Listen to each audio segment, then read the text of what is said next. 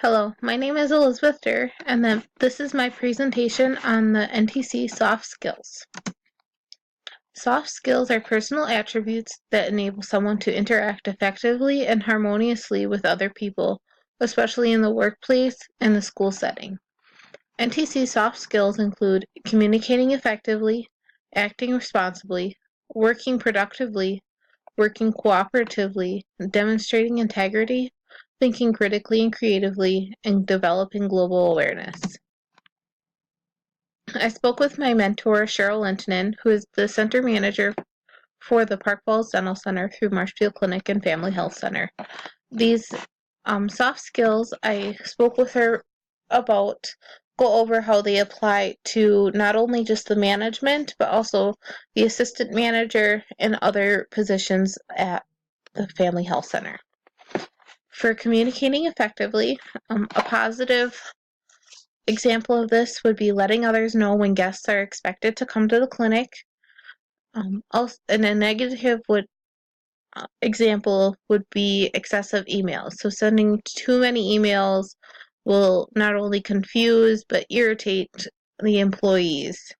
So trying to make sure you don't send many emails will help with communicating. Some advice from my mentor was to use and recognize nonverbal cues to help understand your listeners and the people communicating to you. She said that actions speak louder than words, which I 100% agree.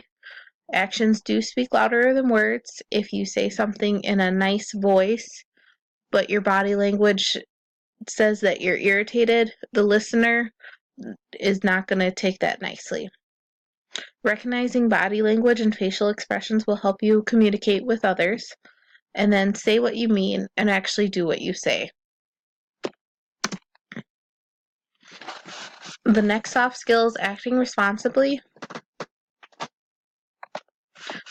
This would be accepting responsibility for failures, not saying that it's not my fault. Examples of this would be when you schedule somebody in the wrong spot, you can't say, well, it wasn't my fault, that you need to take responsibility for scheduling this error and you need to correct it by either calling the patient or messing with the schedule to work this out.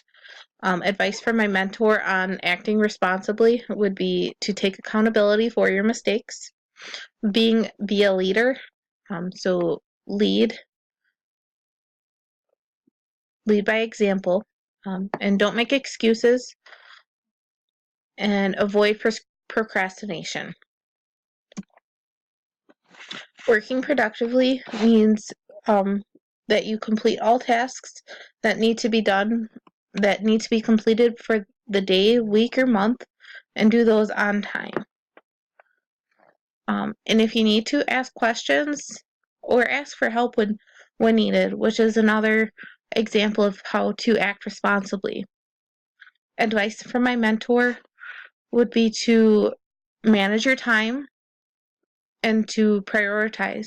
So figure out what needs to be done first, what can be put off until later in the day. So making sure you prioritize your tasks throughout the day will help you be productive.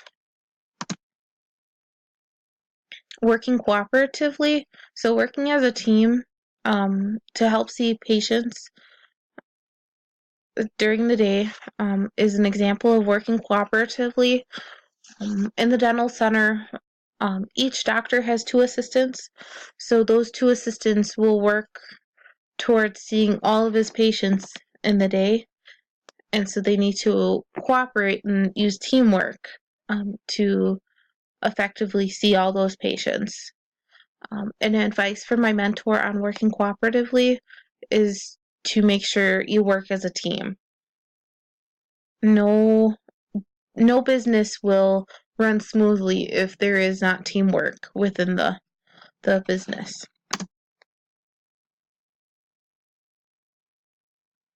And demonstrating integrity. You need to explaining to the manager or assistant manager when you have an error, which would be an example from scheduling. Advice from my mentor is to be honest. Understand that people make mistakes, but you need to own up to your mistakes, and then admitting when you're wrong. Thinking critically and creatively. You need to use critical thinking for filling the schedule. Um, you need to use critical thinking when you're trying to fix scheduling errors, and then also with helping the dental employees work as a team when there's a change in the dynamic of the team, which will cause tension throughout the group. So using critical thinking will help solve this problem. Advice from a mentor is to dissect a problem into many parts and factors and then analyze that problem. And lastly, developing global awareness. You need to, or for example, we participate in community activities such as Kids Booth at our local fair. And then also my manager, she completes management training, and the last one was done in San Diego. So she's able to see other parts of the country and see how they work as a team and how that compares to us and what we can do to, or it gives us ideas on how we can fix issues within the clinic. And advice from my mentor is always take education and that you need to follow standards. Marshfield Clinic needs to measure, our clinic needs to measure up to the Marshfield Clinic health system policies and procedures and then learn from them.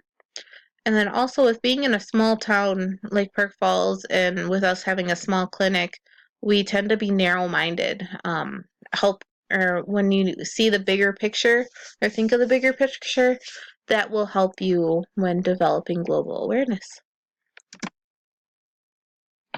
Well, thank you for listening.